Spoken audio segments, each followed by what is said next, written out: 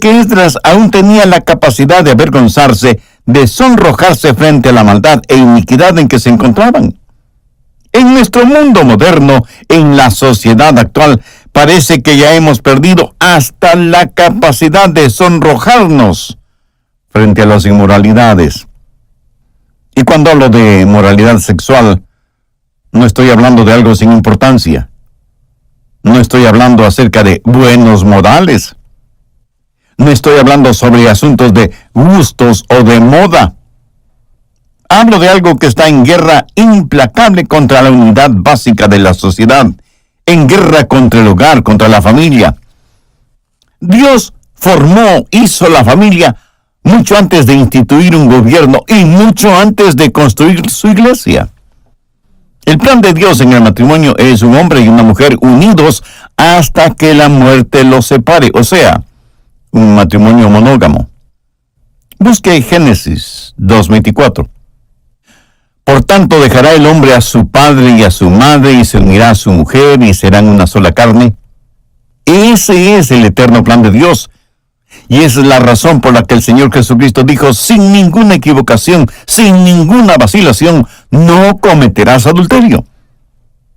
Pero el diablo ha apuntado toda la artillería del infierno contra la familia, contra el hogar, porque el diablo sabe que si puede herirnos en nuestro hogar, nos herirá en todo. El plan de Satanás ha sido siempre el ser número uno, negar a Dios. Una vez que ha negado a Dios, quiere degradar al hombre hasta el nivel de los animales. Si no hay Dios, y el hombre no es más que el producto de una ciega evolución, entonces no existe ninguna moralidad. No hay una norma fija de lo bueno y lo malo. Y una vez que se llega a este punto, es fácil destruir el hogar. Una vez destruido el hogar, se domina la sociedad. Y eso es exactamente lo que Satanás está haciendo. Nada destroza más el núcleo familiar en nuestra sociedad que la inmoralidad sexual, la impureza moral.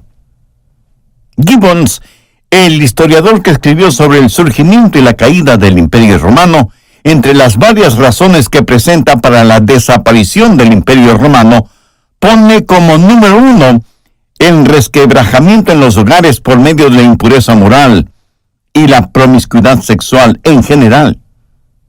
Y es un hecho social, bien conocido, y además bien estudiado, que aquellos que tratan lo sexual muy a la ligera, tratan también a los seres humanos muy a la ligera. Ahora, con eso en mente, vayamos al libro de Proverbios. Quiero que conozca 5 factores que le ayudarán a construir y mantener la pureza moral y hacer de su hogar lo que Dios quiere que sea. Proverbios, capítulo 5. Primer factor, el de la instrucción. Proverbios 5, versos 1 y 2. Hijo mío, está atento a mi sabiduría, y a mi inteligencia inclina tu oído, para que guardes consejo y tus labios conserven la ciencia. Ahora, todo esto está dentro del concepto de pureza sexual.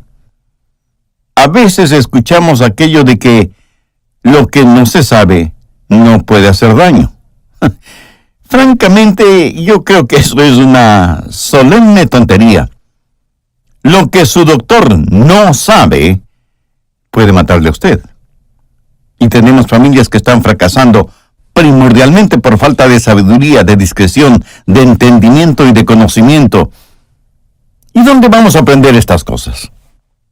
En la universidad, con un profesor de sociología que enseña el disparate del humanismo. Lo aprenderemos en institutos de altos estudios sociales.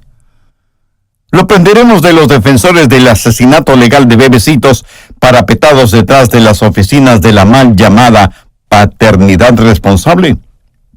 Lo aprenderemos en los cines, viendo toda la basura inmoral que produce Hollywood. O de los modernos teólogos en que se han convertido algunos populares personajes de la televisión que han logrado convencer a millones de crédulos incautos que ellos son los ungidos de esta nueva generación. ¿Dónde y de quién vamos a aprender? Dios dice que debemos inclinar nuestro oído a su sabiduría e inteligencia. Y Dios tiene una manera de hacerlo, y Dios tiene un plan. Busque Proverbios 6:32. Mas el que comete adulterio es falta de entendimiento. Corrompe su alma el que tal hace. En palabras sencillas, ¿sabe lo que Dios está diciendo? Está diciendo que la inmoralidad es algo estúpido. Y si usted se siente ofendido por lo que acabo de decir, no se enoje conmigo, enójese con Dios, si se atreve. Quien comete fornicación o adulterio es que no tiene ningún entendimiento. Está destruyendo su propia alma, voluntaria pero estúpidamente. Usted necesita ser instruido, necesita aprender, y esta verdad debemos enseñarla no solo en las iglesias, sino principalmente en los hogares. Los ingenieros sociales de nuestros días han logrado sacar la Biblia de las escuelas, y su enseñanza de educación sexual se traduce en condones y píldoras anticonceptivas, y en llegado el caso, en abortos sin el conocimiento y el consentimiento de los padres. Así que otra vez, ¿dónde vamos a aprender? Dios nos ha dado un libro, un manual de instrucciones, y el primer factor es el factor de la instrucción. Necesitamos aprender sabiduría divina. Segundo factor, el de la decepción. Esto es lo opuesto al factor de la instrucción. Esto de la decepción tiene que ver con las artimañas de Satanás. Proverbios 5 desde el verso 3. Porque los labios de la mujer extraña destilan miel, y su paladar es más blando que el aceite. Mas su fin es amargo como el ajenjo, agudo como espada de dos filos. Sus pies descienden a la muerte, sus pasos conducen al Seol, sus caminos son inestables. No los conocerás, si no considerares el camino de la vida. Aquí se está hablando de una decepción satánica para arruinar su vida. Y habla de una mujer inmoral. Satanás es demasiado listo para ir a pescar sin tener una atractiva carnada en el anzuelo.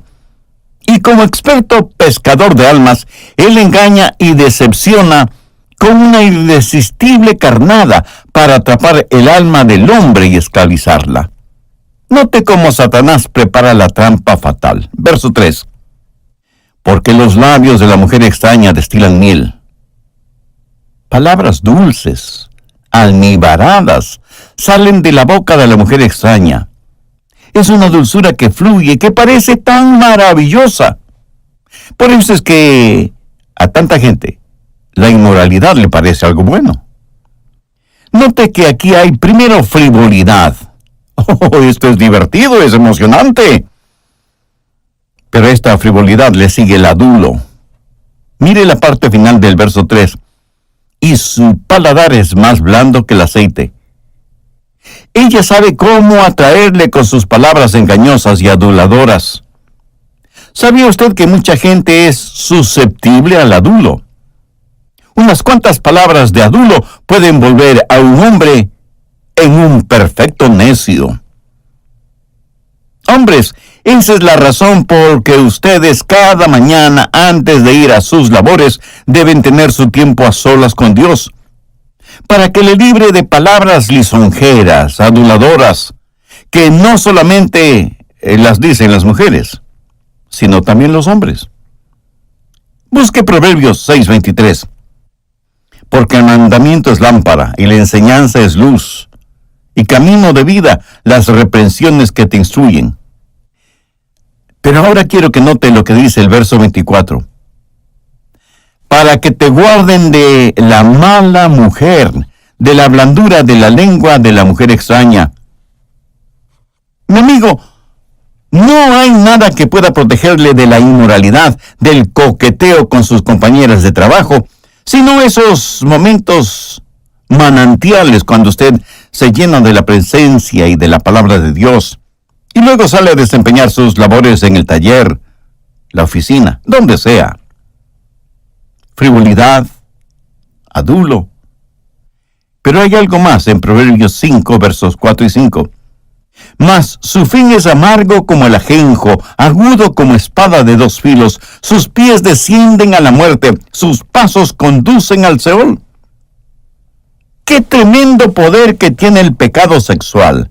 No hay nada más destructivo. El pecado fascina y luego asesina. Nos emociona y luego nos convulsiona. Sus pasos van hacia el infierno, decretando la muerte del gozo, la pureza, la felicidad, la muerte del hogar, muerte espiritual y eterna. Tercer factor, el de la protección. No solo es el factor de la protección, sino también una advertencia para evitar situaciones peligrosas. Proverbios 5, los versos 7 y 8. Ahora pues, hijos, oídme, y no os apartéis de las razones de mi boca. Aleja de ella tu camino, y no te acerques a la puerta de su casa. Anhelo que cada joven o jovencita que esté escuchando este programa subraye estos versículos en su Biblia. Y si usted piensa que está fuera de la influencia de estas cosas, ese gran hombre de Dios que fue Oswald Chambers dijo hace mucho tiempo lo siguiente: una fortaleza desguarnecida es una debilidad doble. Piénselo. Una fortaleza desguarnecida es una debilidad doble. Busque 1 Corintios 10:12. Así que el que piense estar firme, mire que no caiga. Contra el pecado de la inmoralidad sexual no se nos pide pelear, se nos pide que debemos huir de ese pecado. Veamos lo que nos dice Proverbios 5:8. Aleja de ella tu camino y no te acerques a la puerta de su casa. Lo que está diciendo es que si usted sabe en dónde vive una mujer inmoral, ni siquiera pase cerca de su casa. Busque otra ruta, otro camino, aunque tenga que caminar un poco más. Anote al margen 2 Timoteo 2:22. Huye también de las pasiones juveniles. Mientras que la mayoría de las veces la Biblia nos dice que debemos pelear, frente al pecado sexual nos dice que debemos huir. Sea un cobarde puro, pero vivo, que un fuerte impuro, pero muerto. Y en 1 Corintios 6:18, el apóstol dice: huid de la fornicación. Cualquier otro pecado que el hombre cometa está fuera del cuerpo, mas el que fornica contra su propio cuerpo peca. ¿Lo ve? Huir de la fornicación, de las pasiones juveniles. Recuerde que Dios no nos dejará ser tentados más de lo que como seres humanos podemos aguantar. Él nos dirá cómo escapar. Permítame decirle que frecuentemente la manera de escapar es teniendo 2 piernas y una carrera veloz. Sature los lugares pecaminosos con su ausencia. No los ronde ni los merodee. Evite cualquier tipo de literatura, no digo solo pornográfica, sino toda literatura que se centra únicamente en el placer sexual y erótico. Y lo mismo es con las películas, tanto en el cine como en la televisión. Tenga discernimiento espiritual para mantener su pureza moral. José, en el Antiguo Testamento, desde joven supo lo que era ser puro. Y esa pureza fue probada. Hubo una mujer, la señora Potifar, que estaba decidida a seducir a José, sea como sea. Ella quería tener sexo con José, quien era un siervo, un esclavo en la casa del señor Potifar. Cuando José se dio cuenta de las intenciones sexuales de la señora Potifar, decidió huir del dormitorio de ella. Pero ella lo sujetó del manto que él tenía puesto. Él logró zafarse y huir, cierto, huyó lo más rápidamente posible, pero conservó su pureza y su santidad. ¿Sabe? Algunas personas se burlan de José y le llaman santurrón. Pero él en realidad fue un joven santo y yo doy gracias a Dios por eso. Algunos pseudo-cristianos consejeros y pastores y líderes sostienen que José debió haber procedido de otra manera. Que él debió haber dicho algo como lo siguiente: mire, señora Potifar, no es bueno lo que usted quiere hacer conmigo. Vamos a arrodillarnos y vamos a pedirle a Dios que nos ayude en este asunto. ¿Qué cosa más fuera de todo sentido, no le parece? José no comenzó a luchar contra esa tentación. Él simple y sabiamente huyó de la presencia de la señora Potifar. Oiga, yo sé lo que son las tentaciones de la carne. Después de todo, soy un hombre de carne y hueso. Pero lo que voy a decir lo digo como testimonio, no como vanidad. Agradezco a Dios que yo llegué al altar matrimonial siendo virgen. Durante mi tiempo en la universidad, yo tenía sobre mi escritorio una plaquita que decía: el que no quiere caer, no debe caminar por lugares resbalosos. Y eso es prácticamente lo que la Biblia dice: aleja de ella tu camino y no te acerques a la puerta de su casa. Cuarto factor, el de la destrucción. ¿Alguna vez ha considerado las consecuencias de la inmoralidad? ¿Por qué Dios dice que la inmoralidad es algo estúpido? Mientras el hombre moderno dice que la inmoralidad es algo que está de moda, Dios dice que si usted piensa así, es un necio que no tiene ningún entendimiento, y hay algunas razones para esto. Primero, disipación. Proverbios 5, los versos 9 y 10. Para que no des a los extraños tu honor y tus años al cruel. No sea que extraños se sacien de tu fuerza y tus trabajos estén en casa del extraño. Mi amigo, por si no se había dado cuenta, el pecado cuesta. El pecado no paga, cuesta. Yo tuve un amigo a quien aprecié mucho, era un profesional en su campo, tenía una de las casas más hermosas del vecindario, decía ser un cristiano, pero en su trabajo tenía como compañera a una hermosa mujer. Y muy pronto, los hilos del coqueteo inofensivo se fueron transformando en ilícitos cordones sexuales, terminando por ser una cadena que lo esclavizó y se ahogó en las profundas aguas del pecado y de la inmoralidad. Y yo, con mi corazón quebrantado, hice todo lo posible por ayudarle espiritual y emocionalmente. Pero su pecado ya había endurecido su conciencia. Eventualmente perdió su negocio, perdió su casa, perdió su familia física, perdió su familia espiritual, perdió sus amigos, perdió su reputación, lo perdió todo. En la actualidad, su ex esposa se volvió a casar y sus hijos llaman papá a otro hombre. Mire si el pecado cuesta. ¿Y cuánto? ¡Qué desperdicio de una vida! En el verso 9 de Proverbios 5, Dios está hablando de disipación, para que no des a los extraños tu honor y tus años al cruel. Pero no solo habla de disipación, sino que en segundo lugar habla de enfermedad. Mire el verso 11, y gimas al final cuando se consuma tu carne y tu cuerpo. He escuchado a algunas personas cristianas y no cristianas decir que el SIDA es el juicio de Dios. Yo no estoy de acuerdo con este punto de vista. ¿Por qué? Escúcheme atentamente. El SIDA es la consecuencia del pecado.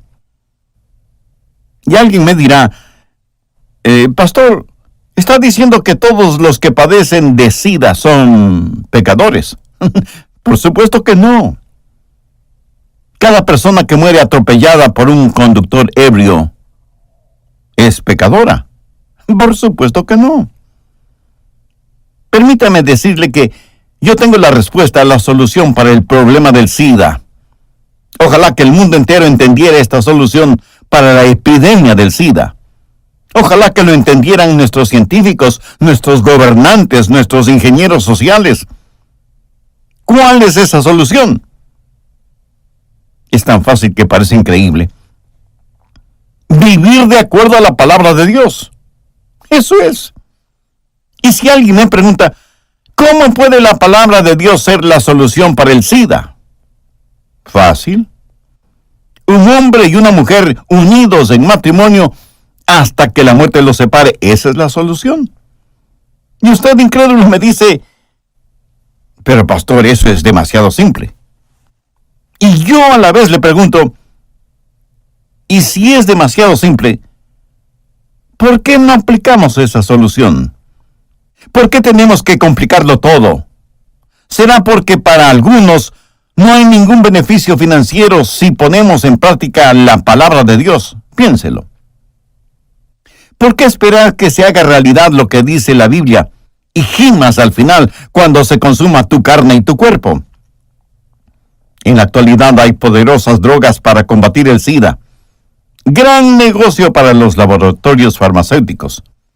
Sin embargo, estamos enfrentando una epidemia transmitida sexualmente y que es ahora 10 veces más grande que lo que fue unos pocos años atrás.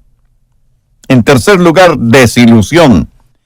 Proverbios 5, versos 2 y 13. Y digas, ¿cómo aborrecí el consejo? Y mi corazón menospreció la reprensión. No oí la voz de los que me instruían, y a todos los que me enseñaban, no incliné mi oído. Uno de estos días, muchos de quienes me están oyendo este mismo momento dirán, ¿por qué no hice caso de las enseñanzas del pastor? ¿Por qué no escuché la palabra de Dios? Usted, mi amigo, va a estar profundamente desilusionado. Va a seguir viviendo su vida pensando que la vida que vive le da gozo, pensando que esa es la felicidad y la forma de alcanzar las realizaciones personales. Pero eso no es cierto. Y uno de estos días usted dirá con amargura, ¿por qué no escuché? ¿Por qué no hice caso a las advertencias de la palabra de Dios? ¿Por qué? ¿Por qué? Algunos dicen que la práctica de la moral relativa los libera. Mi amigo, no nos libera, nos esclaviza. Suecia es un ejemplo de sociedad abierta, tolerante. Es el país en donde más libertinaje sexual existe. Sin embargo, ninguna otra nación sobre la tierra tiene un tan alto porcentaje de suicidios como en Suecia. En cuarto lugar, desgracia. Proverbios 5:14.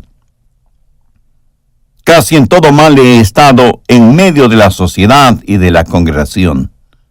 ¿Qué significa esto? Significa el enfrentar la deshonra pública. Uno puede esconder sus pecados solo por cierto tiempo, pero uno de estos días, Dios los hará públicos. Busque Lucas 12:2, porque no hay nada encubierto que no haya de descubrirse, ni oculto que no haya de saberse. ¡Qué vergüenza y qué desgracia será eso! Su cónyuge, sus hijos, sus padres, su pastor, sus amigos, sus vecinos, todos quienes le conocieron, sabrán quién es usted en realidad. Y usted no tendrá forma de esconder sus pecados. Tal vez los está escondiendo este momento, pero más tarde o más temprano, aquí, o frente al trono de Dios, sus pecados serán conocidos. Alguna vez leí un periódico cuyo lema es, si no quiere que lo imprimamos, no deje que le suceda. ¡Qué tremendo lema para un periódico! Si usted no quiere que lo suyo se conozca, arrepiéntase de sus pecados, termine con su vida de pecado de una vez por todas, no sea una desgracia para la gracia de Dios. Quinto, el dominio. Proverbios 5:22. Prenderán al impío sus propias iniquidades, y retenido será con las cuerdas de su pecado. No hay ningún otro pecado que esclavice más que el pecado de la inmoralidad. Es un pecado que ejerce dominio absoluto y atrapa a hombres y mujeres inmisericordiamente. He tenido que aconsejar a muchos que han estado viviendo una vida de inmoralidad. Por lo general nos sentamos y primero oramos. Recuerdo a un joven a quien pregunté, hijo, ¿ves esto como un pecado? Sí, pastor, sé que es un pecado. ¿Sabes que Dios te ama? Sí, pastor, sé que Dios me ama. ¿Y sabes que Dios quiere lo mejor para ti? ¿Quieres lo mejor para tu esposa y tus hijos? Sí, pastor, eso lo quiero con todo mi corazón. ¿Crees que Dios tiene el poder suficiente para liberarte de la esclavitud del pecado? Sí, pastor, lo creo. Entonces, ¿quieres arrepentirte de este pecado de inmoralidad? Ir y hacer las paces con tu esposa, pidiéndole que te perdone, y luego que me permitan aconsejarles a ustedes dos. Sí, pastor, lo haré, lo haré. Nos arrodillamos y él, con lágrimas en sus ojos y sollozos en su voz, oró y dijo: Señor Dios, anhelo tu perdón, deseo que me limpies interiormente y que me ayudes y me des las fuerzas para hacer lo que tengo que hacer. El joven sale de mi oficina y yo, con mis manos elevadas al cielo y mirando como si estuviera viendo a Jesús, digo: gracias, Dios. Te alabo, Señor. Bendigo tu nombre por la victoria en la vida de este joven y, consecuentemente, en la vida de su familia. 3 o 4 meses más tarde, este joven volvió a su vida de inmoralidad y su hogar terminó destrozándose. Mi corazón se sintió anonadado y oré y dije: Señor, ¿qué pasó? Oramos juntos y él parecía sincero al buscar ayuda para su problema. Y entonces pensé en lo extraordinariamente fuerte que son las cadenas del pecado de inmoralidad que esclavizan. Si aún no lo tienes subrayado, subraye 1 Corintios 6:18. Huid de la fornicación. Cualquier otro pecado que el hombre cometa está fuera del cuerpo, mas el que fornica contra su propio cuerpo peca. Se cuenta de un tirano que hubo en Siracusa, quien le dijo al herrero del pueblo que quería ver su trabajo y que por lo tanto debía llevar a palacio sus fuelles, sus hornos, sus yunques, el crisol para el metal fundido, todo lo necesario para que el herrero fabricara una cadena en presencia del tirano. El herrero así lo hizo, y cuando terminó le dijo al tirano: Excelencia, aquí está la cadena hecha en tu presencia. Esta cadena es tan fuerte que ni los más fuertes caballos, encadenados a sus extremos, podrían romperla. Entonces el tirano de Siracusa, con una risa diabólica, dijo: ¡Guardias! Sujetad al herrero con su propia cadena y ponedlo en el calabozo. ¿Hay alguna analogía aquí? Por supuesto. Los hombres se encadenan con las cadenas forjadas por ellos mismos en el yunque de su corazón endurecido y soplado por el fuelle de sus lujurias, mientras desobedecen a un Dios santo. La Biblia dice que la inmoralidad ejerce verdadero dominio, que las mismas iniquidades de los hombres serán las que los encadenen más y más a sus pecados. Sexto, destrucción. Proverbios 5:23. Él morirá por falta de corrección y errará por lo inmenso de su locura. Hay una muerte moral, hay una muerte espiritual y hay una muerte eterna. Y las quemantes llamas de la lujuria se convertirán en las eternas llamas del infierno. ¿Cree usted que puede vivir de esa manera y sin embargo estar pavoneándose creyendo que entrará al cielo? Pues está absolutamente equivocado. Por favor, anote al margen 1 Corintios 6:9. ¿No sabéis que los injustos no heredarán el reino de Dios? No erréis. Ni los fornicarios, ni los idólatras, ni los adúlteros, ni los afeminados, ni los que se echan con varones, y aquí se refiere a los homosexuales, ni los ladrones,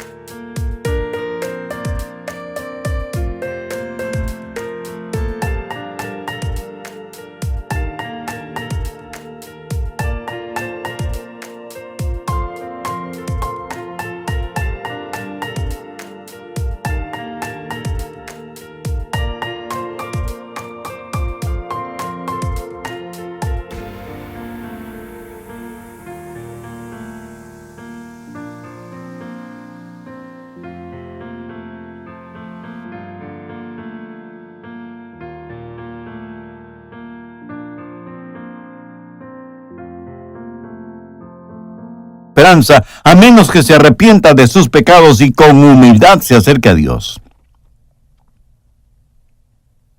El siguiente factor, el intencional. Este es el factor en el cual podemos gozar de lo mejor de Dios. ¿Sabe cuál es la intención de Dios para usted? En primer lugar, que tenga un matrimonio duradero. Veamos Proverbios 5:18. Sea bendito tu manantial y alégrate con la mujer de tu juventud. ¿Qué es lo mejor de Dios para usted? Un hombre casado con una mujer hasta que la muerte los separe. Yo continúo regocijándome con el Dios que conocí en mi juventud. Continúo siendo feliz con la esposa que Dios me dio desde mi juventud. Y esto no quiere decir que por ser cristianos todo ha sido color de rosa o que no hayamos tenido que enfrentar a veces fuertes problemas conyugales o familiares o congregacionales. Hemos tenido que capear fuertes tormentas, pero siempre Dios ha venido en nuestra ayuda y hemos escuchado la voz de Jesús diciendo: no temáis. Yo estoy con ustedes hasta el fin del mundo. Yo no cambiaría mi hogar cristiano por todos los tesoros de la tierra. Y esto lo digo convencidamente y